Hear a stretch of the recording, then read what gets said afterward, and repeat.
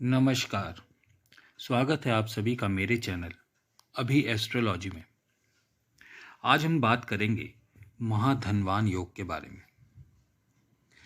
अब आप महाधनवान कब बनते हैं? जब आप धन का संग्रह करते हैं। क्योंकि कुंडली में देखिए ऐसे भी योग बनते हैं जिसमें आपके पास पैसा तो खूब आता है परंतु रुकता नहीं है। कभी तो आप ही अपनी अय्याशियों में उनको खर्च देते हैं या कभी आपका पैसा किसी दुख बीमारी इन सब में खर्च हो जाता है। तो महाधनवान बनने के लिए सबसे जरूरी है संग्रह करना, धन का सेविंग करना। तो कुंडली में ऐसे योग बनते हैं जिससे हम देखते हैं कि आप कुंडली में कैसे और किस कंडीशन में धन का संग्रह करने वाले होते हैं। तो आज हम बात करेंगे कि कुंडली में वह कौन सी कंडीशन बनती है जो आपके पास पैसा लाती भी है और पैसे को रोक कर रखती है, यानी आपकी सेविंग्स को बढ़ाती है, जिससे आपके पास बहुत बड़ी मात्रा में धन होता है।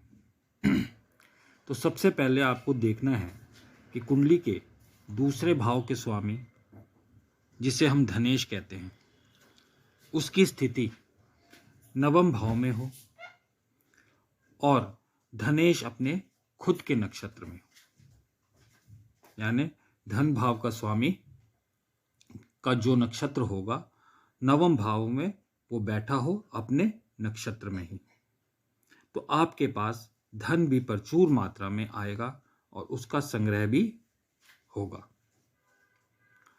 दूसरी कंडीशन यह बनती है कि यदि आपके लग्नेश की दृष्टि कहीं से भी दूसरे भाव या दूसरे भाव के स्वामी पर पड़ती है, दृष्टि संबंध अगर उसका होता है दूसरे भाव पर या दूसरे भाव के स्वामी पर,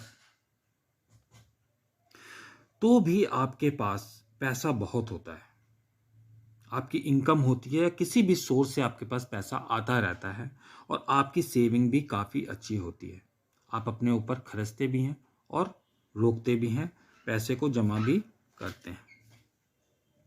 तीसरी कंडीशन, आपका धनेश बुध के नक्षत्र ज्येष्ठा में होना चाहिए।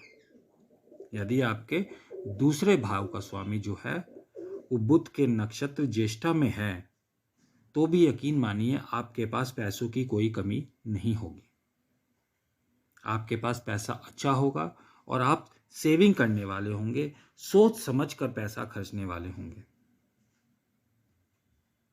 इसी प्रकार धनेश आपका यानी धन भाव का स्वामी, दूसरे भाव का स्वामी यदि गुरु के तीनों नक्षत्रों में से किसी भी एक नक्षत्र में हो, गुरु के जो 3 नक्षत्र हैं उन नक्षत्रों में से किसी भी एक नक्षत्र में हो, तो ऐसी कंडीशन बनती है कि आपके पास पैसे की कोई कमी नहीं होती, आपका बैंक बैलेंस बहुत अच्छा होता है।